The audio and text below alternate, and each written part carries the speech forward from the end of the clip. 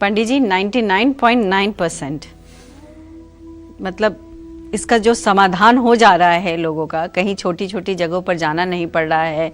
जैसा उन्होंने कहा कि पंडित जी के पास जाते थे वहाँ पर तो कई बार नहीं हो पाती थी, लेकिन आपसे 99.9% समाधान मिल जा रहा है। ऐसा पल्लवी,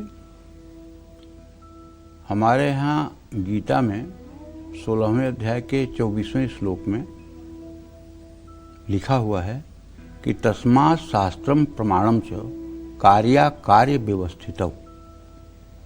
अगर आप किसी कार्य को शास्त्र मत से करेंगे तो उसका परिणाम हितकारी ही होगा, और यदि आप अपने विचार से नई नई पद्धति बना करके उपासना के मार्ग में चलेंगे तो वो उपासना आपकी तामसी हो जाएगी और आपके लिए बंधन का कारण बन जाएगी।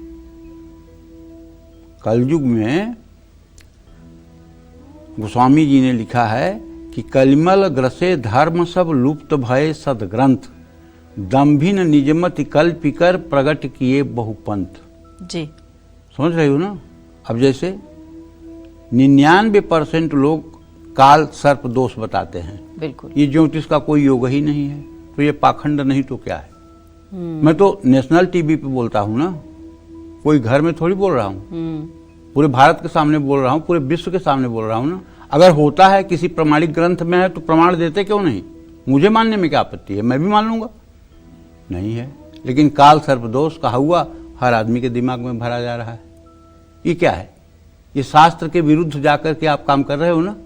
तो अगर हम जो अपने दर्शकों को बताते हैं सरलता के साथ, जो हमने शास्त्रों में पढ़ा है या जो हमने गुरुजनों के मुख से सुना है, संतों के मुख से सुना है, अनुभवी संतों के मुख से सुना है, मैं वही बात कहता हूं। मैं कोई अपनी बात बिल्कुल नहीं कहता हूं।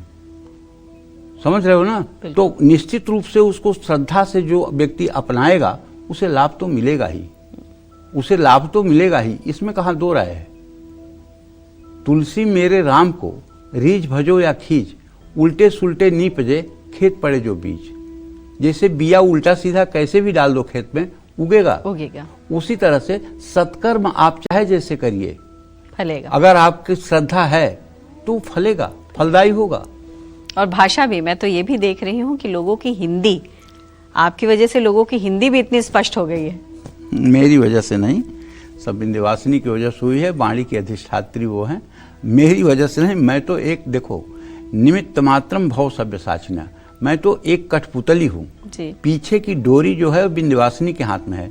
वो जब चाहती है मेरा हाथ उठवा देती हैं, जब चाहती हैं हंसा देती हैं, जब चाहती हैं गुस्सा करवा देती हैं, जब चाहती हैं बुलवाती हैं, जब चाहती हैं चुप करती हैं।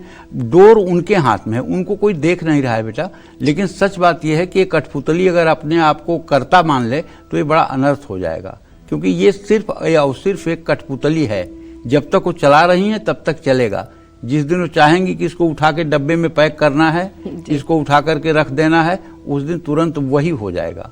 तो इसलिए कोई ये ना समझे कि मैं करता हूँ, सब कठपुतली हैं। यहाँ पानी के सब बबल्स हैं, वाटर बबल्स हैं, कब फूट जाएगा कोई भरोसा नहीं है।